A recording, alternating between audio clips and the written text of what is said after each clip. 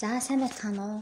За багш нар маань дөнгөхийн нэгтгэлийг хийхдээ Excel програм ашиглавал маш богино хугацаанд дөнгөний нэгтгэлээ алдаа мадаггүй гаргаж чадна. За тэгэхээр одоо энэ тоон үнэлгээнүүдийн арталт үсгэн үнэлгээ бичнэ. За тэгэхээр Word програм дээр бол одоо энэ чинь B, C, A гэл ингээд нэг бүрчлэн бичиж туулгах шаардлага гарна. Excel програм дээр бол томьёог нь оруулчвал үсгэн үнэлгээнүүдээ хормын дотор хийнэ гэсэн үг. За тэгэхээр дараах томьёог ашиглана. If гэсэн томьёог ашиглана. За тэгэхээр энэ бэлэн томьёоныхаа бичгэлийг ингэж копидж аваад за энэ Excel-ийнхаа нүдэнд туулна. За тэгэхээр нэгдүгээр сурагчийн үсгэн үнэлгээнд C4 гэсэн хаягтай нүдэнд байршиж байна. Тэгвэл энд бол B гэж гарах хэвээр. D4 гэсэн нүдэнд нь B гэж гарах хэвээр. Тэгэхээр энэ нүдээ идэвхжүүлж агаад энэ томьёоныхаа мөрөнд курсор аваачиж агаад Ctrl V гээд нөгөө томьёогоо хуулаад Enter дарна. За тэгэхээр үр дүн маань буруу гарлаа. 84 гэхэд B гарах хэвээр байтал A гарсан. За тэгээд томьёогоо очиж шалгахад одоо энэ C4 гэж бичигдэхийн оронд S4 гэж бичигдсэн буюу S4-ийн утганд гарсан байна. Тэгэхээр энэ дээр болохоор би бүгдийг C4 болгоно гэсэн үг. S4-гээд дандаа буруу өөр нүдний хариу энд гарсан байна гэсэн үг байх нь байна. За ингээд Enter дарчихна. За ингээд энэ нүд болгондоо энэ томьёог хуулж авчиж оруулах шаардлага байхгүй. Ингээд Excel-ээс доошоо ингэж ирэхээр одоо энэ харалдах үсгэн үнэлгээнийхаа тоон үнэлгээнийхаа үсгэн үнэлгээ гаргачихсан гэсэн үг. За ингээд хойшлоод бол мөн ялгаахгүй томьёогоо хуулаад авчихна. Эндээс D4-өөс D13 хүртэл идэвхжүүлээ. Гар дээрээсээ Ctrl C дараад энд курсор аваачаад Enter дарна. За ингээд бас нэгээр ингэж хуулах шаардлага байхгүй. Ингэж идэвхжүүлсэн байжгаад Ctrl C дараад хуулах нүднүүдээ контрол дарж агаад ингээд идэвхжүүлээ явчихна. За ингээд үсгэн үнэлгээгээ бид нар хормын төдийд орууллаа. За дундаж average гэсэн функц юулаа. За тэгэхээр хамрах хүрээ бол нэгдүгээр сурагчийн дундаж дүн гэж юм тийм ээ. Нэгдүгээр сурагчийн дундаж дүн. Одоо нэгдүгээр сурагчинд болт гэлэхэд болтын дундаж дүн. За тэгэхээр болт 93. За ингээд доош нь чирхээр ингээд хүүхд болгоны үнэлгээ гарч байна. За тэгэхээр энэ нүдэнд болохоор энэ шууд ингээд эренблэгдсэн гарч ишлээ тий. Тэгэхээр энийг бол би өмнө нь одоо нөгөө дөнгүүдээр нь дунд чинь одоо эренблэгдсэн хүснэгт байсан юм л да. Тэгэхээр та бүхний дүн бол ингэж эренблэгдэж гарах албагүй. За тэгэхээр ингээд 93 одоо ийм айконтой байна гэдэг маань бол эндээ би conditional formatting гэдгийг одоо энэ утгыг өгсөн гэсэн үг байхгүй. Одоо би жишээлбэл энэ иймэрхүү утга өгж болно. За тэгэхээр за ABC-гээ тоолно. За энд болохоор ингээд өмнө нь тоолсон боловсруулсан байсан үснэгт учраас томьёо оруулсан байсан. За одоо томьёогоо шинээр оруулъя. За average гээд бишээ count if гэдэг функц ашиглана. Тоолохдоо count if нөхцөл шалгаж тоолно. За count if-ээ сонголоо. За хамрах хүрээ. Одоо нэгдүгээр сурагчийн дүн дотроос тийм ээ юу тоолох юм? A гэсэн үнэлгээг тоолно. За энэ дээр 7 хичээл дээр юм байна. За ингээд бүх сурагчийн A гэсэн үнэлгээг тоол. Ингээд хаашаа B, C, D, F үнэлгээ бас ижлэн томьёогоор явчихна. За энд одоо босоод тэнхлийн давуу тал юм.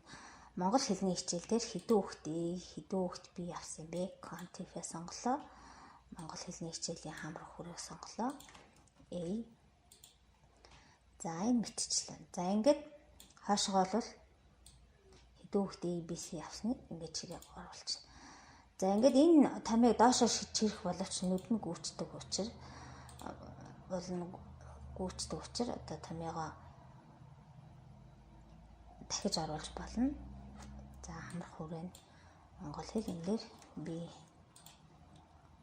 За энэ дээр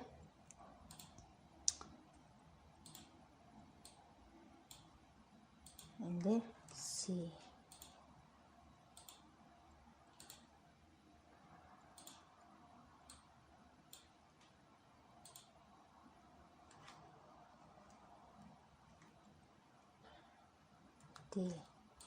За тэгэхээр ингээд нэг бүрчлээ ингэж оруулалгүйгээр энэ томьёогоо ингээд доош нь хуулчих болно л да. Тэгэхээр одоо энэ юу маань ингээд доош гүйчээд идэг.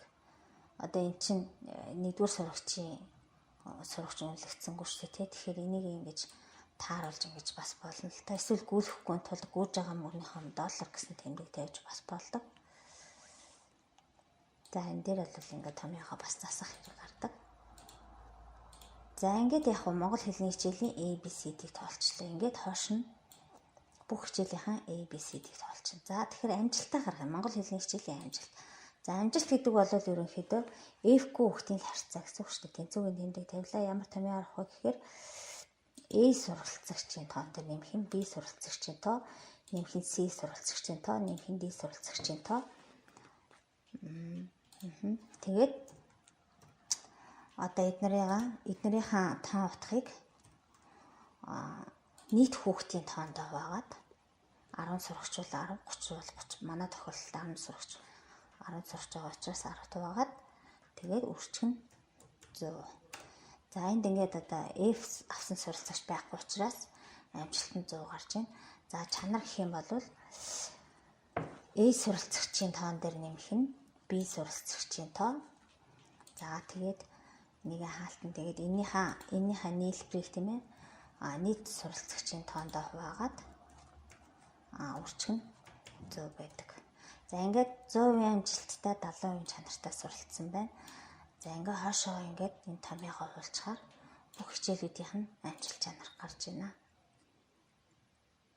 За ингээд хойтлын ABC-г бол энэ мэтчлээ одоо энд үзүүлсэн шиг тоолж болно.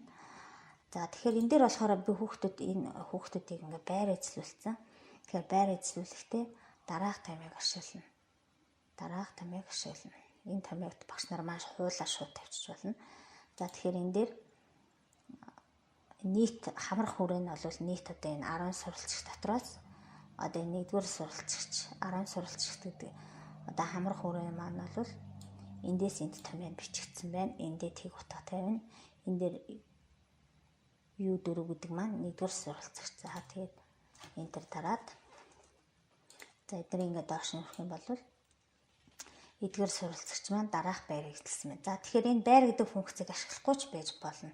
Хэрвээ хүсвэл ашиглаж болно.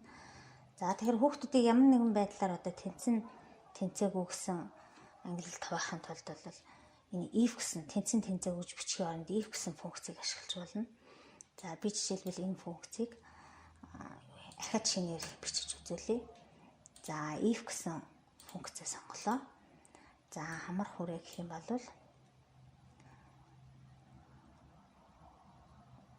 за жишээлх юм бол одоо энэ дундаж дүнг 70-аас дээш байна уу гэдгийг шалгана. Хэрвээ одоо энэ илэрхийлэл үнэн байх юм бол 70-аас дээш нь үнэн байх юм бол тэнцсэн гэж бичнэ. Тэнцсэн. Энэ илэрхийллийг нөхцөлийг хангахгүй байх юм бол тэнцээгүй гэж бичнэ. За тэгэхээр ингээ гараад ирж байгаа. За бүгд тэнцэн гэчлээ. За би энэ суралцагчийг жишээлх юм бол 68 гэж тавиад үзье. Тэгэхээр энд тэнцээгүй гэж гарч ирэх жишээтэй. Ингээд ийм томьёо оруулж